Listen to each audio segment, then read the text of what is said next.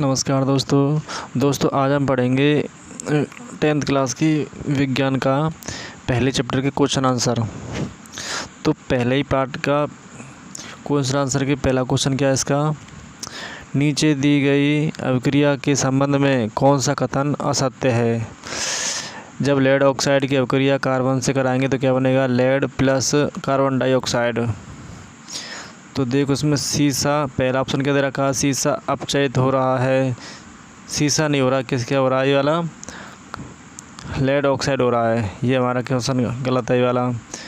और carbon dioxide उपचयित हो रहा है, कार्बन डाइऑक्साइड उपचयित नहीं हो रहा है, ये कौन सा हो रहा है, उपचयित कार्बन हो रहा है। ठीक है, यहाँ पर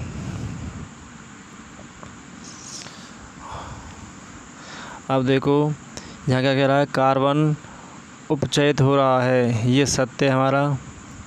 और लेड ऑक्साइड अपचयित हो रहा है, ये सत्य है हमारा। तो यहाँ पर गलत कौन से, ए और बी। यहाँ आपको ध्यान रखना होगा, जिसमें ऑक्सीजन की कमी होती है वो तो क्या होता है तुम्हारा अपचयित या अपचयन। ठीक है, जिसमें ऑक्सीजन की वृद्धि होती है उसे हम बोलेंगे उसका उपचयन हो रहा है। तो इसके राइट आंसर क्या होंगे, ए और बी। दूसरा देखो, दूसरा क्वेश्चन क्या हमारा, Fe2O3 प्लस AL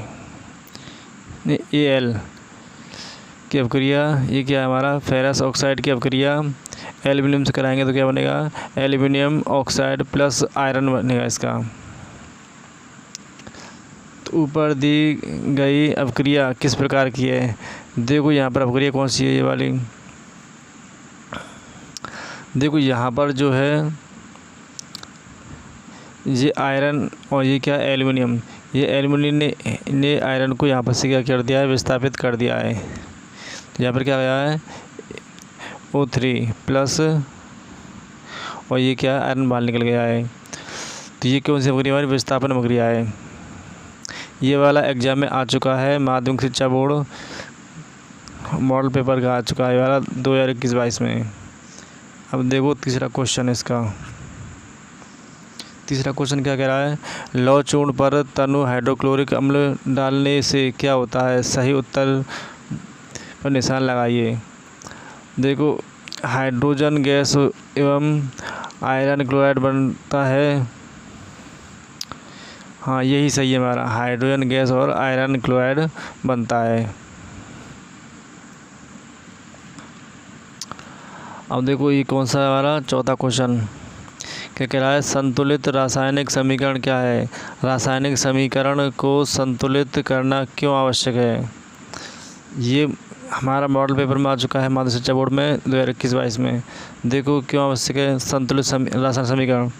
संतुलित रासायनिक समीकरण वह होता है जिसके दाएं एवं बाएं दोनों पक्षों अभिकारक एवं उत्पाद कि प्रत्येक तत्व के परमाणुओं की संख्या बराबर होती है। जैसे ये क्या होता है, जैसे यहाँ पर तो क्या होंगे, इस जगह पर क्या होते हैं हमारे अभिकारक, क्या होते हैं अभिकारक। यहाँ क्या होते हैं तुम्हारे उत्पाद।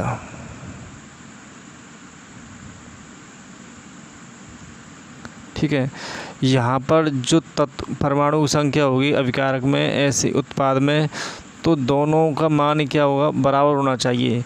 किससे, संरक्षण के नियम से, द्रव्यमान संरक्षण के नियम से उन दोनों का क्या होना चाहिए, सेम होना चाहिए। क्योंकि द्रव्यमान को ना तो बढ़ाया जा सकता है ना ही घटाया जा सकता है, सिर्फ परिवर्तन, एक रूप से दूसरे रूप में परिवर्तित किया जा सकता है इसको। अब देखो रासायनिक समीकरण को संतुलित करने का महत्व। द्रव्यमान संरक्षण नियम के अनुसार किसी भी रासायनिक अभिक्रिया में द्रव्यमान का ना तो निर्माण होता है ना ही विनाश, अर्थात किसी भी रासायनिक अभिक्रिया के उत्पाद तत्वों का कुल द्रव्यमान अभिकारक तत्वों के कुल द्रव्यमान के बराबर होता है।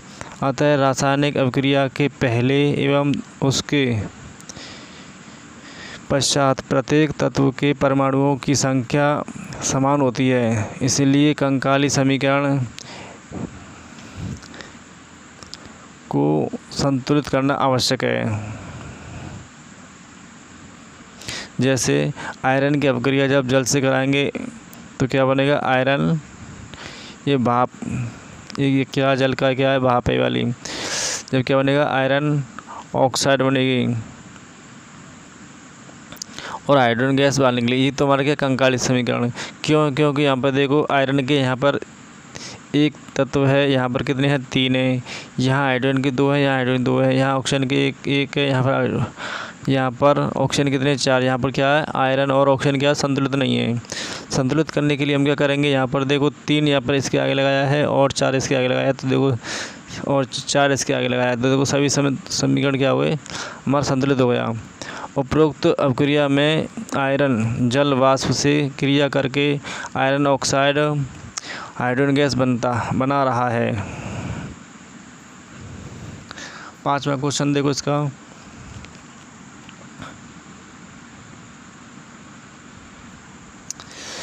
क्या बोल रहा है वो, निम्न कथनों को रासायनिक समीकरण के रूप में परिवर्तित कर उन्हें संतुलित कीजिए। अब देखो, अब इसको हमें क्या दे रखा है, इसकी हिंदी दे रखी है, इसकी हिंदी से हमें क्या निकालना है, इसको समीकरण बनाना है। तो देखो नाइट्रोजन हाइड्रोजन गैस से संयोग करके अमोनिया बनाती है। तो देखो नाइट्रोजन क्या होता है, प्रतीक N या N2, ठीक है, नाइट्रोजन गैस, और हाइड्रोजन गैस क्या बनेगा, अमोनिया NH3, क्योंकि यहाँ पर नाइट्रोजन की संयुक्ता 3 होती है और हाइड्रोजन की 1 होती है, इसलिए क्या होगा, इसको जोड़ने के लिए 3 तत्वों की आवश्यकता होगी, इसको नाइट्रोजन को, तो क्या जोड़ेंगे 3 तत्व। अब इसको संतुलित करने के लिए हम क्या करेंगे, देखो यहाँ पर क्या है, इसके आगे 3 लगा देंगे, हाइड्रोजन के आगे यहाँ पर क्या, इसके आगे 2 लगा देंगे, तो क्या हो जाएगा, हमारा संतुलित समीकरण हो जाएगा। देखो संतुलित समीकरण बनाने के लिए मैंने आपको बताया था, तो सबसे पहले हम क्या करेंगे, जैसे ये वाला है तो इसको पहले हम क्या बनाएंगे, कोष्ठक में बंद करेंगे, इनको तत्वों को सभी को क्या करेंगे, डिब्बे में बंद कर देंगे सभी को। अब देखो पहले देखो जिसके सबसे ज़्यादा तत्व होते हैं उसी को पहले हम संतुलित करेंगे। देखो यहाँ पर हाइड्रोजन के कितने 3 है, यहाँ पर 2 हैं, तो यहाँ पर क्या है 2 है नाइट्रोजन के, तो हम क्या करेंगे हाइड्रोजन को पहले संतुलित करेंगे। तो हम क्या करेंगे यहाँ पर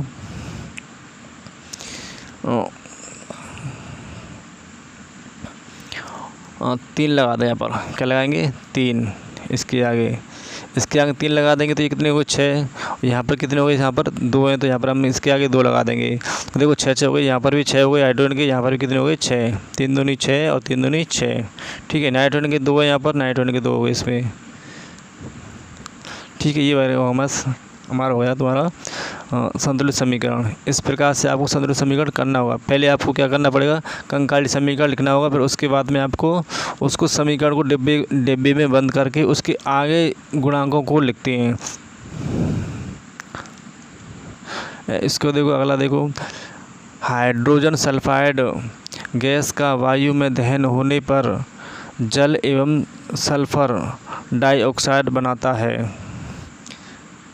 देखो ये वाला दूसरा क्वेश्चन क्या है, hydrogen sulphide H2S plus oxygen O2 से पूरी क्या बनेगी, तो क्या बनेगी तुम्हारी इसमें आपकी बनेगी H2O जल बनाएगा और सल्फर डाइऑक्साइड बनेगा इसमें। अब देखो इसको हम संतुलित करने के लिए क्या करेंगे, इस वाले को, इन सभी को हम क्या करेंगे, पहले कोष्ठक में इसको डिब्बे में बंद करेंगे इसको सभी को, क्योंकि हमें इस तत्व में कोई छेड़छाड़ नहीं करनी है तो क्या करनी है हमको, इसको आंग मान रखने हैं इसके गुणांकों के। अब देखो यहाँ पर किसी को भी कर लो आप पहले संतुलित। देखो हाइड्रोजन करो, यहाँ पर हाइड्रोजन के यहाँ पर कितने तत्व हैं, यहाँ पर अभिकारक में 2 हैं, यहाँ पर भी क्या 2 हैं, ठीक है। ऑक्सीजन यहाँ पर कितना है 2 हैं, तो यहाँ पर भी क्या ऑक्सीजन यहाँ पर 3 हैं, 1 2 3, ठीक है। तो हम क्या करेंगे, इसको संतुलित करने के लिए इसके आगे 2 लगा देंगे और क्या करेंगे, यहाँ पे कितने हो गए तुम्हारे 2 और 1 5 हो गए यहाँ पर, और 2 इसके आगे लगा देंगे। देखो कितने हो गए 2 और 2 4 और 2 6 हो गए ना, और यहाँ पर इसके हम क्या लगाएंगे 3 लगा देंगे। तो कितने हो गए तुम्हारे 6, 3 दूनी 6, और यहाँ पर कितने हो गए 6। और यहाँ पर देखो सल्फ़र कितना होगा तुम्हारा, यहाँ पर अब 2 हो गए। 2 लगाने के लिए यहाँ पर हम क्या लगा देंगे, 2 लगा देंगे। तो देखो ये बन जाए तुम्हारा 2 इसके आगे, 3 इसके आगे, 2 2 इसके आगे आएगा। देखो ये बन गया तुम्हारा संतुलित समीकरण। 2H2S plus 3O2, 2H2O plus 2SO2। ठीक है, अब देखो इस प्रकार की जो आपको कंकाली समीकरण को संतुलित करने के लिए सबसे पहले हम इस सभी को बंद करेंगे डिब्बे में। क्यों बंद करेंगे, क्योंकि जो तत्व आपको दे रखा होता है या परमाणु की संख्या दे रखी होती है उसमें हम कुछ छेड़छाड़ नहीं करते हैं, सिर्फ उनके आगे गुणांकों के रूप में ही आगे संख्या के मान रखते हैं। अब देखो तीसरा समीकरण क्या दे रखा है, एल्युमिनियम सल्फेट के साथ अभिक्रिया कर बेरियम क्लोराइड, एल्युमिनियम क्लोराइड एवं बेरियम सल्फेट का अवक्षेप देता है। देखो एल्युमिनियम सल्फेट क्या होता है, Al2SO4 का होल थ्राइस। ठीक है, ये एल्युमिनियम सल्फेट।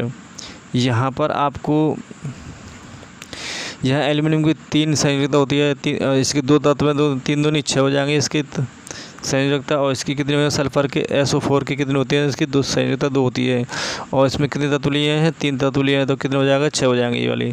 तो इसका फॉर्मूला क्या बन जाएगा, Al2SO4 का होल थ्राइस, एक्वा में वाला जलीय में। और क्या है बेरियम क्लोराइड, बेरियम का कितना होता है, संयोजकता 2 होती है, तो क्लोरीन की 1 होती है, तो क्या हो जाएगा, इसके 2 तत्व चाहिए इसको क्लोरीन के, तो क्या हो जाएगा BaCl2। इसकी अभिक्रिया कराएंगे तो क्या बनेगा, एल्युमिनियम क्लोराइड प्लस BaSO4। यहाँ पर देखो SO4 क्या एक ही तत्व जुड़ा है, क्यों जुड़ा, क्योंकि यहाँ पर बेरियम की क्या होता है, संयोजकता 2 होती है, और SO4 की कितनी होती है, 2 होती है।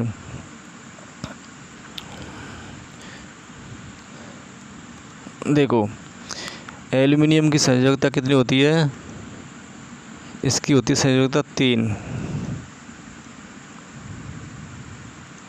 और SO4 इसकी संयोजकता होती है 2।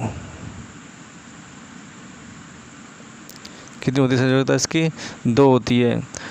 तो इस एल्युमिनियम से जुड़ने के लिए तत्वों को, जैसे हाइड्रोजन की होती है कितनी, 1, और तुम्हारे बेरियम की होती है तुम्हारी 2।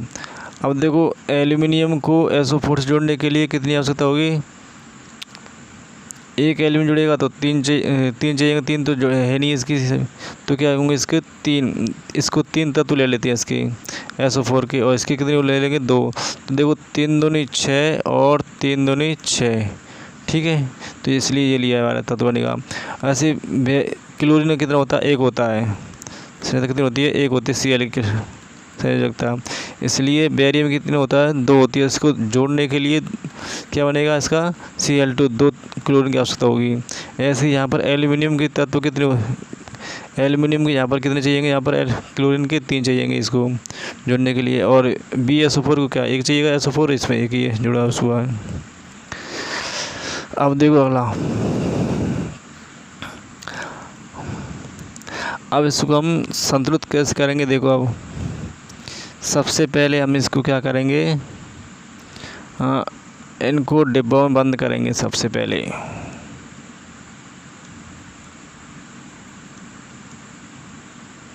ठीक है, अब देखो यहाँ सबसे ज़्यादा तत्व किसके हैं, ऑक्सीजन के हैं। तो इस हाँ यहाँ पर कितने, SO4 को देखो पहले तुम, यहाँ SO4 के कितने तत्व हैं, 3 तत्व। यहाँ पर कितने तत्व हैं, एक तत्व है SO4 का, तो हम क्या करेंगे, यहाँ पर 3 आगे लगा देंगे, इसके आगे क्या लगाएंगे, 3। तो ये कितने हो जाएंगे, SO4 के 3 तत्व हो गए। और बेरियम के यहाँ पर कितने हैं, 3। यहाँ पर कितना बेरियम के, 1, तो यहाँ पर हम क्या लगाएंगे, 3 लगा देंगे। अब देखो क्लोरीन के यहाँ पर क्लोरीन के हो गए तुम्हारे 6 तत्व। यहाँ पर क्लोरीन कितने हैं, 3 तत्व, तो हम यहाँ पर क्या लगाएंगे, 2 तत्व लगा देंगे, तो 3 दूनी 6 हो जाएंगे। एल्युमिनियम के यहाँ पर 2 है, तो एल्युमिनियम के यहाँ पर 2 पर। देखो यहाँ पर ये तुम्हारी बन गई संतुलित रासायनिक समीकरण। देखो Al2SO4 और प्लस 3 BaCl2 प्लस 2 AlCl3 और 3 BaSO4। ठीक है, ये तुम्हारा बन गया। और अवक्षय बनेगा तो नीचे बैठेगा, इसलिए क्या है, नीचे लाइन आएगी वाली, तीर का निशान कहाँ आएगा, नीचे आएगा।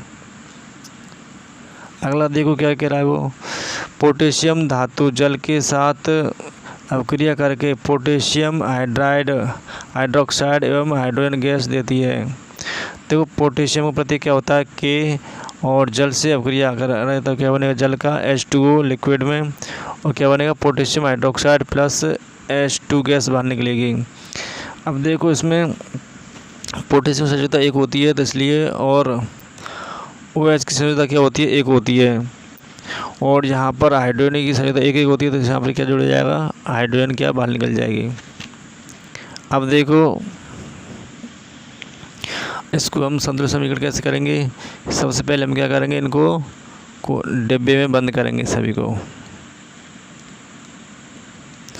अब देखो यहाँ पर हाइड्रोजन के तत्व देखो, सबसे पहले यहाँ भाई अभिकारक में हाइड्रोजन के तत्व 2 हैं, यहाँ पर कितने, 3 हैं। तो इसको हम बनाने के लिए सबसे पहले हम क्या करेंगे, यहाँ पर हम 2 लगा देंगे, यहाँ 2 लगाएंगे। देखो 2 और 2 कितने हो गए, 4 हो गए। यहाँ पर कितने, 2 हैं, तो यहाँ पर किस क्या लगाएंगे, 2 लगा देंगे, 4 हो गए वाले। यहाँ पर भी क्या हो गए तुम्हारे, 4। ठीक है, अब देखो यहाँ पर पोटेशियम का 1 है, यहाँ पोटेशियम के 2 हो गए, तो हम यहाँ पर हम क्या लगाएंगे, 2 लगा देंगे। और यहाँ देखो ऑक्सीजन के यहाँ पर 2 है, यहाँ पर भी ऑक्सीजन के 2 हैं, यहाँ हाइड्रोजन के 2 और 2 4 हैं, यहाँ भी हाइड्रोजन के 4 हैं। देखो तुम्हारा संतुलित समीकरण नीचे देखो, ट्वाइस 2 पोटेशियम और 2 ही क्या है, जल के अणु, और क्या बनना तुम्हारा, 2 पोटेशियम हाइड्रोक्साइड, 2 ये ना वाला ये बनाया हमने 2, और क्या गैस निकल रही है, हाइड्रोजन गैस H2। ठीक है, अब देखो अगला सवाल क्या कह रहा है, निम्न रासायनिक समीकरणों को संतुलित कीजिए। अब देखो इनको हमें क्या करना है, संतुलित करना है। क्या दे रखा है, HNO3 प्लस ये क्या है, नाइट्रिक अम्ल की अभिक्रिया कैल्शियम हाइड्रोक्साइड से कराते हैं तो क्या बनेगा, कैल्शियम नाइट्रेट बनेगा, और क्या बनेगा, जल बनता है। तो इसको हम क्या बनेंगे, संतुलित करेंगे।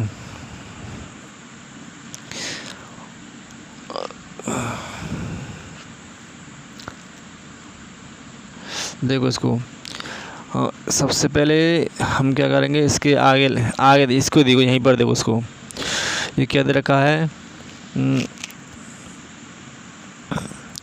ऑक्सीजन देखो। सबसे पहले यहाँ ऑक्सीजन कितने तत्व दे रखे हैं, यहाँ पर ऑक्सीजन दे रखे हैं 3 और 2 कितने हो गए, 5, 3 और 2 5, यहाँ कितने दे रखे, तुम्हारे 6 तत्व दे रखे हैं। तो हम, और यहाँ पर देखो नहीं, ऑक्सीजन के यहाँ पर कितने दे रखे हैं, 3 दूनी 6 और 1 7 दे रखे हैं। यहाँ ऑक्सीजन कितने दे रखे तुम्हारे, 2 और 3 5, और यहाँ पर देखो हाइड्रोजन के, देखो यहाँ पर हाइड्रोजन कितना दे रखा, 1 और 2 3 दे रखे हाइड्रोजन, यहाँ पर कितने दे रखे, हाइड्रोजन के 2 दे रखे हैं। तो यहाँ पर 3 दे रखे, यहाँ 2 दे रखे हैं। तो देखो सबसे पहले हम यहाँ पर इसको 2 लगाएंगे, आगे क्या लगाया, यहाँ पर इसके 2 लगा दिया है।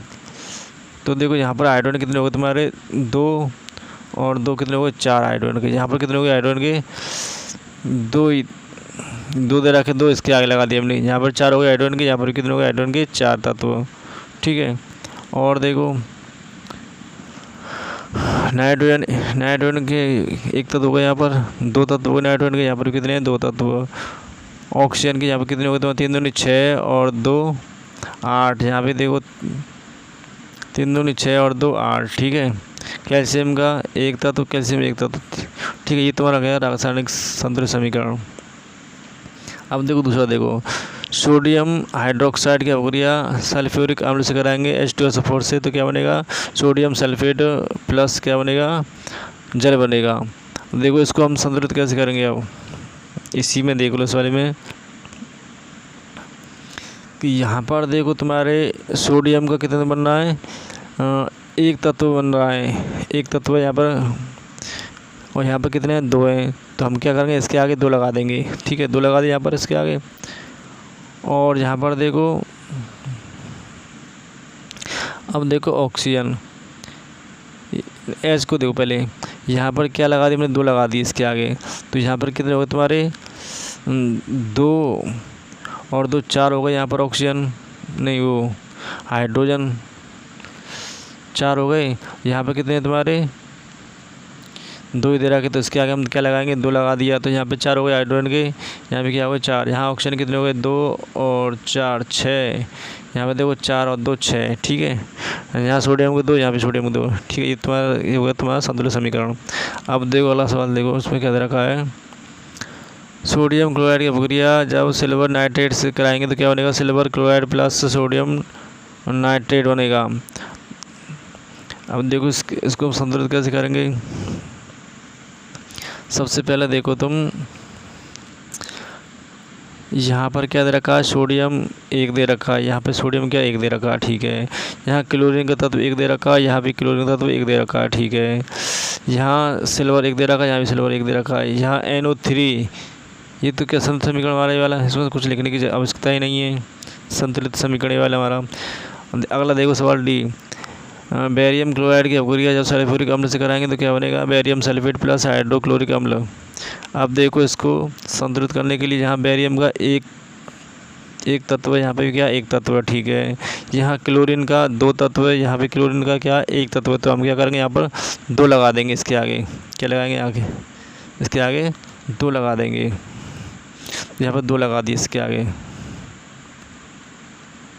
इसके आगे हम क्या लगा देंगे, 2। ठीक है, यहाँ पे 2 लगा नीचे। अब देखो, हाँ क्लोरीन का 2 तत्व, यहाँ पे क्लोरीन का 2 तत्व। हाइड्रोजन का देखो, यहाँ हाइड्रोजन के 2 तत्व हैं, यहाँ भी हाइड्रोजन के कितने हो गए, 2 तत्व। यहाँ ऑक्सीजन के 4 तत्व हैं, यहाँ भी ऑक्सीजन क्या है, 4 तत्व है। यहाँ भी तुम्हारा हो गया संतुलित रासायनिक समीकरण। अब देखो अगला सवाल, ये कौन 6वां सवाल था ना, 7वां सवाल देखो। अब निम्न अपक्रियाओं के लिए संतुलित रासायनिक समीकरण लिखिए। दोस्तों इसमें क्या दे रहा, फिर ये वाली हिंदी दे रखी है, तो हमें क्या लगाना है, इसका प्रतीक लिखना है और उनको संतुलित करना है। कैल्शियम हाइड्रोक्साइड का प्रतीक क्या होता है, CaOH का होल ट्वाइस, और कार्बन डाइऑक्साइड का क्या होता है, CO2 की पूरी बनेगी तो क्या बनेगा, calcium carbonate CaCO3 plus H2O जल बनेगा। अब देखो इसको संतुलित, देखो इसको संतुलित करना, देखो इसको ये संतुलित दे रखा है इसमें। देखो यहाँ कैल्शियम का 1 है, यहाँ कैल्शियम का 1 है, यहाँ OH, यहाँ क्या है हाइड्रोजन कितना है, यहाँ पर 2 है, यहाँ पे हाइड्रोजन के 2 हैं। यहाँ ऑक्सीजन कितने हैं, 2 और 2 4। यहाँ पे ऑक्सीजन कितने हैं, 3 और 1 4। ठीक है, यहाँ कार्बन कितना है, यहाँ पर 1, यहाँ भी कार्बन कितना है 1। ठीक है, ये तुम्हारा संतुलित रासायनिक समीकरण हो गया। अब देखो जिंक सिल्वर नाइट्रेट की अपक्रिया, जिंक नाइट्रेट और सिल्वर बनता है। जिंक का प्रतीक क्या होता है, Zn प्लस सिल्वर क्या होता है Ag, और नाइट्रेट क्या होता है NO3, AgNO3। फिर क्या बनेगा, जिंक नाइट्रेट ZnNO3 का होल ट्वाइस प्लस Ag। अब देखो इसको संतुलित करने के लिए, जिंक तो 1 है, यहाँ पर भी 1 है, यहाँ पर सिल्वर यहाँ पर कितना है 1, यहाँ पर भी कितना है सिल्वर 1।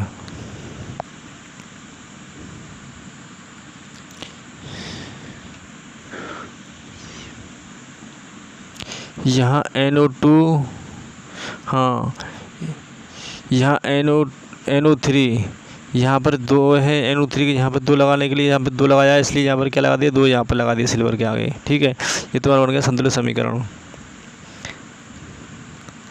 अब देखो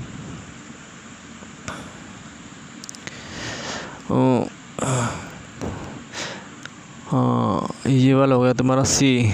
देखो अब एल्युमिनियम की अपक्रिया जब कॉपर क्लोराइड से कराएंगे तो एल्युमिनियम क्लोराइड और कॉपर बनता है। तो देखो एल्युमिनियम क्या होता है Al, और कॉपर क्या होता है Cu, और क्लोराइड क्या होता है CuCl2 के ऊपर बनेगी तो क्या बनेगा तुम्हारा अपक्रिया होगी तो उससे एल्युमिनियम क्लोराइड और कॉपर। अब देखो इसको संतुलित करने के लिए यहाँ पर आपको देखने की या समझने की आवश्यकता है, क्योंकि एल्युमिनियम का क्या होता है, मैंने आपको बताया था एल्युमिनियम की संयोजकता 3 होती है। ठीक है, आपको ध्यान रखना 3, इसकी संयोजकता 3 होती है एल्युमिनियम की, और पोटेशियम की संयोजकता 1 होती है, और SO4 की संयोजकता 2 होती है, और बेरियम की नहीं, इसको देखो पहले, इस वाले को। एल्युमिनियम की संयोजकता कितनी होती है तुम्हारी 3, और कॉपर की संयोजकता होती है तुम्हारी 2, और तुम्हारे क्लोरीन की होती है संयोजकता 1। अब देखो, जब एल्युमिनियम की पूरी जब कॉपर क्लोराइड से बनाएंगे तो क्या बनेगा तुम्हारा, एल्युमिनियम क्लोराइड और कॉपर निकलता है। देखो एल्युमिनियम था Al, ठीक है, ये वाला अकेला है, और कॉपर क्लोराइड, या कॉपर कितना होता है 2 होते हैं, तो इसको क्लोरीन के कितना होता है 1 होता है, तो इसको जोड़ने के लिए कितनी होगी, इसकी आवश्यकता 2 तत्वों की आवश्यकता होगी, तो इसमें क्या लगेगा CuCl2। ऐसे ही एल्युमिनियम की 3 संयोजकता होती है, तो इसको क्या जोड़ने पड़ेगा 3 तत्व क्लोरीन के। यहाँ पर क्या कॉपर बाहर निकल गया है। अब देखो इसको संतुलित करने के लिए हम क्या करेंगे, यहाँ पर देखो, यहाँ पर क्या है तुम्हारा क्लोरीन के 3 तत्व हैं, यहाँ पर क्लोरीन कितने हैं 2 हैं, तो इसके आगे हमने क्या लगा, और यहाँ पर देखो इसके आगे 2 लगाएंगे, यहाँ 6 हो जाएंगे, इसके आगे क्या लगाएंगे 3 लगाएंगे, ये भी क्या हो जाएगा 6, कॉपर के क्लोरीन के 6, यहाँ पे क्लोरीन के 6, यहाँ एल्युमिनियम के 2 हैं, तो इसके आगे 2 लगा देंगे। अब देखो और यहाँ पर कॉपर के 3, यहाँ पर इसके आगे 3 लगा दीजिए कि ये हमारा हो गया संतुलित समीकरण। ऐसे कि अगला देखो सवाल क्या दे रखा है तुम्हारा, बेरियम क्लोराइड की अभिक्रिया पोटेशियम सल्फेट से कराएंगे तो क्या बनेगा, बेरियम सल्फेट और पोटेशियम क्लोराइड। मैंने आपको बताया था बेरियम की संयोजकता होती है तुम्हारी 2, और क्लोरीन होती है 1, तो इसको जोड़ने के लिए 2 तत्वों की आवश्यकता होगी, बेरियम BaCl2, ठीक है, बन जाएगा इसका। और पोटेशियम क्या होता है K2SO4, क्योंकि यहाँ SO4 की संयोजकता 2 होती है और पोटेशियम की संयोजकता 1 होती है, तो यहाँ पर जुड़ने के लिए कितने तत्वों की आवश्यकता होगी, 2 तत्वों की, तो क्या हो जाएगा K2SO4। तो इससे क्या बनता है, बेरियम सल्फेट BaSO4 और KCl, ठीक है, 1 होती है, इसलिए क्या बनेगा KCl, और इसकी Ba की कितनी 2 होती है, और SO4 की कितनी होती है 2 होती है, ठीक है, ये जुड़ गया तुम्हारा। और ये तुम्हारा क्या है संतुलित समीकरण ये है, बस इसके आगे 2 लगाना पड़ेगा। यहाँ पर देखो पोटेशियम कितनी होती है, यहाँ पर 1 दे रखा थी पहले, यहाँ पर पोटेशियम 2 दी है, तो इसके आगे 2 लगा दिया। कॉपर क्लोरीन की यहाँ पर कितनी हो गई 2, और यहाँ पर क्या है क्लोरीन के 2, ठीक है, इसके आगे 2 लगा दिया बस। अब देखो अगला सवाल,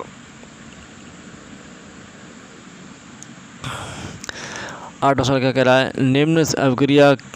निम्न अभिक्रियाओं के लिए संतुलित रासायनिक समीकरण लिखिए एवं प्रत्येक अभिक्रिया का प्रकार बताइए।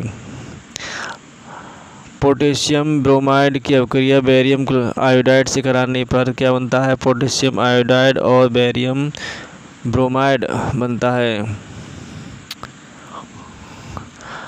अब देखो पोटेशियम KBr, क्योंकि ब्रोमाइड की क्या होती है 1 होती है, और पोटेशियम की क्या होती है 1 होती है, तो क्या बन जाएगा KBr। यहाँ पर बेरिलियम की 2 होती है, और आयोडीन की क्या होती है 1 होती है, तो क्या हो जाएगा 2 आयोडीन के तत्व जोड़ेंगे इसमें बेरिलियम से, तो क्या बन जाए तुम्हारा potassium iodide Ki plus BaBr2, ठीक है। ये इसके आगे 2 लगा देंगे, और इसके आगे क्या लगा देंगे 2 लगा देंगे। क्यों लगा देंगे, क्योंकि यहाँ पर देखो Br यहाँ पर 1 है, और यहाँ पर इधर के कितने 2 बनना है, तो इसके आगे इसलिए हमने 2 लगा दिया। यहाँ बेरिलियम के 1 तत्व, यहाँ बेरिलियम के 1 तत्व, ठीक है, यहाँ पर कोई, ठीक है। और ये अभिक्रिया कैसी है, द्विस्थान अभिक्रिया है। क्यों द्विस्थान अभिक्रिया है, क्योंकि यहाँ पर क्या आयनों का आदान प्रदान हो रहा है। यहाँ पर देखो यहाँ के संग में क्या जुड़ गया, I जुड़ गया है, और बेरोमाइड के संग क्या जुड़ गया है, B जुड़ गया है। ये कैसी अभिक्रिया, यह द्विविस्थापन एवं अवक्षेपण अभिक्रिया है। इसका संतुलित रासायनिक समीकरण निम्न प्रकार है, ठीक है, ये वाला। अवक्षेप में क्या बनेगा, बेरिलियम ब्रोमाइड।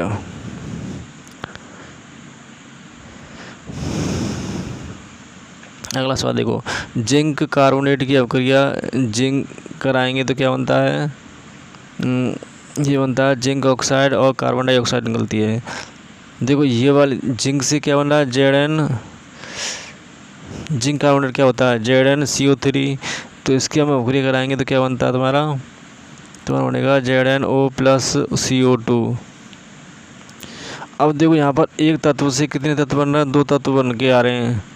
तो यहाँ इसे हम क्या कहेंगे, वियोजन अभिक्रिया कहेंगे, और इसका समीकरण यही वाला बन जाएगा वाला। ठीक है, अब देखो इसका सीमा सवाल क्या कह रहा है, वो हाइड्रोजन की अभिक्रिया क्लोरीन से कराएंगे तो क्या बनता है, हाइड्रोजन क्लोराइड। तो ये कैसी अभिक्रिया हमारी संयोजन अभिक्रिया है। देखो इसको कौन सवाल है वाला, 8वां सवाल।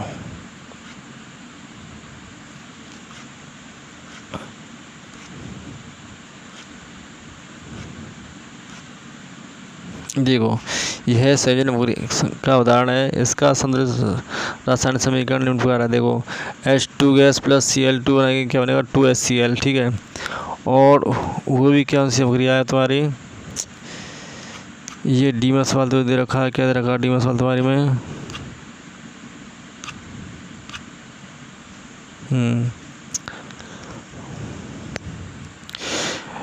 BaCl2 की अभिक्रिया जब पोटेशियम, नहीं ये वाला है डी सवाल, मैग्नीशियम की अभिक्रिया हाइड्रोक्लोरिक अम्ल से कराएंगे तो क्या बनता है, मैग्नीशियम क्लोराइड और हाइड्रोजन गैस निकलती है। देखो इसको भी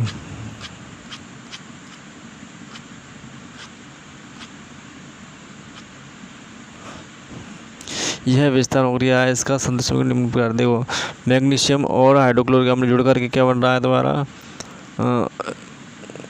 मैग्नीशियम क्लोराइड और हाइड्रोजन गैस निकल रही है। तो ये कैसी वाली अभिक्रिया, विस्थापन अभिक्रिया। यहाँ पर क्या हो रहा है, इसको विस्थापित कर रहा है, ये वाला क्लोरीन को विस्थापित कौन कर रहा है, मैग्नीशियम कर रहा है, नहीं मैग्नीज वो कर रहा है, मैग्नीशियम कर रहा है। ठीक है, तो ये कौन सा अभिक्रिया और विस्थापन अभिक्रिया, यह संतुलन ये वाला होगा इसका संतुलित समीकरण। ठीक है, यहाँ पर हमने 2 क्यों लगाया, क्योंकि यहाँ पर क्या क्लोरीन 2 तत्व बनने हैं, इस पर यहाँ पर कितने बनने हैं, 1 तत्व है, इसलिए यहाँ पर 2 लगाया है। यहाँ हाइड्रोजन 2 तत्व है, यहाँ हाइड्रोजन के लिए 1 तत्व है, तो इसलिए आगे 2 लगा दिया हमने। अब देखो अगला सवाल क्या कह रहा है, ऊष्माक्षेपी और एवं ऊष्माशोषी अभिक्रिया का क्या अर्थ है, उदाहरण सहित दीजिए। देखो ऊष्माशोषी और ऊष्माक्षेपी अभिक्रिया क्या होती है, जब किसी रासायनिक समीकरण में ऊष्मा जब बाहर निकलती है, जब किसी अभिक्रिया में गैस बाहर निकलती है, गैस गर्म हो जाता है, तो उसे हम क्या कहेंगे, ऊष्माक्षेपी। उसमें उत्सर्जित हो रही है उसे हम क्या कहेंगे, ऊष्माक्षेपी हो रही है। और जब किसी अभिक्रिया को करने के लिए किसी ऊष्मा की आवश्यकता होती है, यानी उसमें उसको गर्म करना पड़ता है उसको पदार्थ को, तो उसे हम क्या कहेंगे, ऊष्माक्षेपी ऊष्माशोषी अभिक्रिया कहेंगे उसे हम। जैसे देखो वह अभिक्रिया जिसमें ऊष्माशोषी अभिक्रिया में देखो, ऊष्माक्षेपी अभिक्रिया में देखो, वह अभिक्रिया जिसमें उत्पाद के साथ साथ ऊष्मा भी उत्पन्न होती है, जिससे अभिक्रिया मिश्रण का तापमान बढ़ जाता है, उसे ऊष्माक्षेपी अभिक्रिया कहते हैं। ऊष्माक्षेपी अभिक्रिया में निम्न उत्पादों के बाद धन लगाकर ऊर्जा ऊष्मा शब्द लिखा जाता है। ठीक है, जैसे देखो प्राकृतिक गैस ये क्या है, मीथेन CH4 का दहन, देखो क्या बनता है, ऑक्सीजन की उपस्थिति में क्या बनता है, कार्बन डाइऑक्साइड और जल बनता है और ऊर्जा बाहर निकलती है। ऐसे ही श्वसन भी एक ऊष्माक्षेपी अभिक्रिया, जब हम सांस लेते हैं तो हमारा जो भोजन को पचता है, जब हमारा शरीर क्या हो जाता है, गर्म हो जाता है, तो इसलिए वो श्वसन अभिक्रिया भी क्या हमारे लिए वो भी एक ऊष्माक्षेपी अभिक्रिया है। देखो ग्लूकोज होता है हमारे शरीर में, ग्लूकोज को जब कार्बन डाइऑक्साइड से नहीं वो ऑक्सीजन से अभिक्रिया करेगा तो क्या बनेगा, वो कार्बन डाइऑक्साइड और जल में बदल जाएगा और ऊष्मा बाहर निकल जाएगी। अब देखो ग्लूकोज का फार्मूला क्या होता है, C6H12O6 एक्वा जलीय में होता है और ऑक्सीजन एक्वा में, और इससे अभिक्रिया बनेगी तो क्या बनेगा, 6 कार्बन डाइऑक्साइड और 6 जल के अणु और ऊर्जा बाहर निकलेगी। और वनस्पति द्रव्य शाक सब्जी का विघटन होकर कंपोस्ट बनना भी ऊष्माक्षेपी अभिक्रिया है। जैसे आपने देखा होगा कि जब कूड़े कचड़े को या गोबर की खाद को जब हम एक जगह इकट्ठा करते जाते हैं तो वहाँ पर देखो कितना, इसको अगर उसको खोद कर देखोगे इसको उसकी खाद को, गोबर की खाद को, तो वो क्या हो जाएगा, नीचे से गर्म निकलता है। क्यों निकलता है? क्योंकि वहाँ पर भी क्या होता है, अपक्रिया होती है। तो वो भी क्या होती है, उसमें छिपी अपक्रिया होती है वहाँ पर भी। अब देखो ऊष्मा शोषी अपक्रिया, वह अपक्रिया जिसमें ऊष्मा का अवशोषण होता है और जिससे अपक्रिया मिश्रण का तापमान घट जाता है, उसे ऊष्मा शोषी अपक्रिया कहते हैं। ऊष्मा शोषी अपक्रिया के उत्पादों के बाद ऋण चिन्ह या तीर के निशान ऊपर सूर्य का प्रकाश या ऊष्मा या विद्युत ऊर्जा शब्द लिखा जाता है।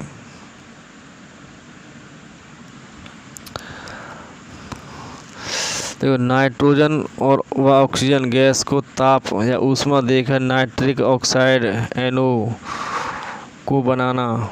जैसे देखो नाइट्रोजन गैस और ऑक्सीजन गैस में ताप में गर्म करेंगे तो क्या बनेगा, NO बनेगा, नाइट्रिक ऑक्साइड बनेगा।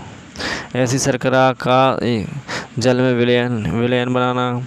सिल्वर क्लोराइड AgCl का सूर्य के प्रकाश की उपस्थिति में सिल्वर एवं क्लोरीन उत्पाद में वियोजित होना। सिल्वर क्लोराइड की अपक्रिया या सूर्य के प्रकाश में रखेंगे तो क्या बन जाएगा, सिल्वर और क्लोरीन गैस बाहर निकल जाएगी। अब देखो 10वां सवाल क्या कह रहा है वो।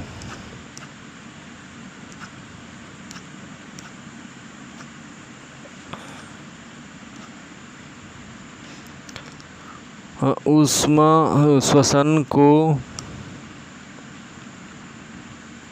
ऊष्मा क्षेपी अपक्रिया क्यों कहते हैं, वर्णन कीजिए।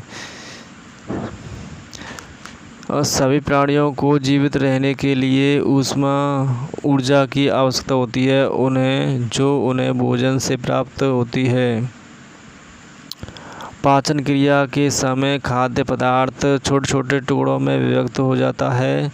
खाद्य पदार्थ जैसे चावल, आलू तथा ब्रेड में कार्बोहाइड्रेट होता है जिसके टूटने से ग्लूकोज प्राप्त होता है। ग्लूकोज हमारे शरीर की कोशिकाओं में उपस्थित ऑक्सीजन से मिलकर क्रिया करके हमें ऊर्जा प्रदान करता है। यह ऑक्सीजन श्वसन से प्राप्त होती है, अतः श्वसन ऊष्माक्षेपी अपक्रिया है। श्वसन में प्राप्त ऊर्जा के लिए निम्न समीकरण होता है। देखो ग्लूकोज C6H12O6 एक्वा में और ऑक्सीजन से अपक्रिया कराएंगे तो क्या बनेगा तुम्हारा, कार्बन डाइऑक्साइड और जल और ऊर्जा निकलती है। संतुलित करेंगे तो क्या बनेगा, इसके आगे 6 लगाएंगे, इसके आगे 6 लगाएंगे, इसके आगे 6 लगाएंगे, बस ये हो जाएगा तुम्हारा संतुलित समीकरण। अब देखो 11वां क्वेश्चन क्या कह रहा है, वियोजन अपक्रिया को संयोजन अपक्रिया के विपरीत क्यों कहा जाता है। इन अपक्रियाओं के लिए समीकरण लिखिए। वियोजन अपक्रिया संयोजन अपक्रिया की विपरीत होती है क्योंकि वियोजन अपक्रिया में एक अभिकारक टूटकर छोटे छोटे एक से अधिक उत्पाद बनाता है, जबकि संयोजन अपक्रिया में 2 या 2 से अधिक अभिकारक मिलकर एकल उत्पाद बनाते हैं। ठीक है, संयोजन अपक्रिया में क्या होता है, जब 2 तत्व मिलकर के एक तत्व बनाते हैं, जैसे हाइड्रोजन और ऑक्सीजन गैस मिलकर क्या बनाती है, जल बनाती है। ये तो संयोजन अपक्रिया। वियोजन अपक्रिया क्या होती है, जब एक तत्व मिलकर के 2 तत्व बनाते हैं, जब एक तत्व को गर्म करेंगे या उसमें देंगे तो वो क्या हो जाएंगे, 2 तत्व में टूट जाएंगे, तो वो क्या होती है, वियोजन अपक्रिया। इसकी उल्टी है इसकी। देखो क्या है, देखो क्रिस्टल फेरस सल्फेट हरा रंग FeSO4.7H2O, इससे हम गर्म करें क्या बनेगा, FeSO4 फेरस सल्फेट श्वेत रंग बन जाएगा और H2 जल वाष्प बाहर निकल जाएगी। अब देखो ऐसे ही इसको देखो फेरस सल्फेट श्वेत रंग, इसको गर्म करेंगे तो क्या बनेगा, फेरिक ऑक्साइड Fe2O3 भूरा रंग होता है इसका और SO2 और SO3 गैस बाहर निकल जाएगी। गर्म करने पर क्रिस्टलीय फेरस सल्फेट FeSO4.7H2 का हरा क्रिस्टल जल अणुओं को त्याग देता है, अतः क्रिस्टल का हरा रंग बदल कर श्वेत हो जाता है। इसके उपरांत श्वेत फेरस सल्फेट का गर्म करने पर यह ferric oxide Fe2O3 sulphur dioxide और सल्फर डाइऑक्साइड में वियोजित हो जाता है और Fe2O3 के कारण इसका रंग श्वेत से भूरा हो जाता है। इस प्रकार स्पष्ट हो जाता है कि वियोजन अभिक्रिया संयोजन अभिक्रिया के विपरीत होती है। हम देखो इसका 12वां क्वेश्चन क्या कह रहा है वो।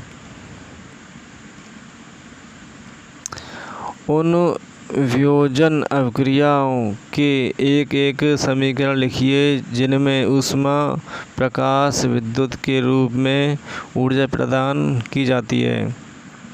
देखो ऊष्मा के रूप में ऊर्जा का प्रयोग। कैल्शियम कार्बोनेट को गर्म करने पर यह अपघटित होकर कैल्शियम ऑक्साइड एवं कार्बन डाइऑक्साइड में देता है। देखो चूना पत्थर क्या होता है CaCO3 कैल्शियम कार्बोनेट। इसे हम गर्म करेंगे तो क्या हो जाएगा CaO कैल्शियम ऑक्साइड और कार्बन डाइऑक्साइड बदल जाएगा। इसे हम बोलते हैं बिना बुझा हुआ चूना। ऐसे प्रकाश के रूप में ऊर्जा का प्रयोग। सूर्य के प्रकाश की उपस्थिति में सिल्वर क्लोराइड और सिल्वर एवं क्लोरीन में वियोजित हो जाता है। जैसे AgCl को हम जब हम इसको सिल्वर क्लोराइड को गर्म करेंगे तो क्या बन जाएगा, सूर्य के प्रकाश की स्थिति में क्या बनेगा, ये सिल्वर अलग हो जाएगा और क्लोरीन गैस अलग हो जाएगी। ये दूसरा काला रंग हो जाएगा सिल्वर हमारा। अब देखो विद्युत के रूप में ऊर्जा का वियोजन। जब अम्लीय जल का विद्युत अपघटन किया जाता है तब यह अपघटित होकर कैथोड एनोड पर क्रमशः कैथोड पर क्या जाती है हाइड्रोजन और एनोड पर क्या होती है तुम्हारे ऑक्सीजन गैस बनाता है। जैसे हमने मग्गा लिया था, मग्गे में हमने क्या डाला थे, 2 एनोड और कैथोड वो डाले थे, रॉड डाली थी उसमें, और हमने उल्टी में उसमें हम क्या लगाए थे 6 वोल्ट की बैटरी लगाई थी उसमें, और उसमें हमने क्या लगाया था, पानी भरा था और उसके ऊपर हमने क्या लगाए थे, परगनली में ढक दिया था।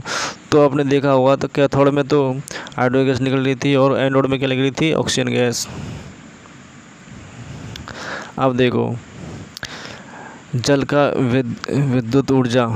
जब जल को विद्युत ऊर्जा देंगे तो क्या होने, और H2SO4 इसमें तनु, और इसमें क्या डालेंगे थोड़ा सा तनु H2SO4 सल्फ्यूरिक अम्ल डालेंगे तो क्या बनेगा तुम्हारा H2SO4, क्या बनेगा तुम्हारा इसमें, ये बनेगा तुम्हारा हाइड्रोजन गैस और ऑक्सीजन गैस, ये दोनों निकल जाएंगे। यहाँ पर देखो आपने गौर किया होगा, यहाँ पर क्या हाइड्रोजन के 2 तत्व हैं और यहाँ ऑक्सीजन की क्या 1 तत्व है जल में, तो इसलिए क्या होता है हाइड्रोजन गैस ज़्यादा निकलती है, ऑक्सीजन गैस क्या निकलती है, अपेक्षा कम निकलती है। अब तुम्हारे आए क्वेश्चन हम अगले वीडियो में करते हैं। 12 तो हो गए ना, अब 13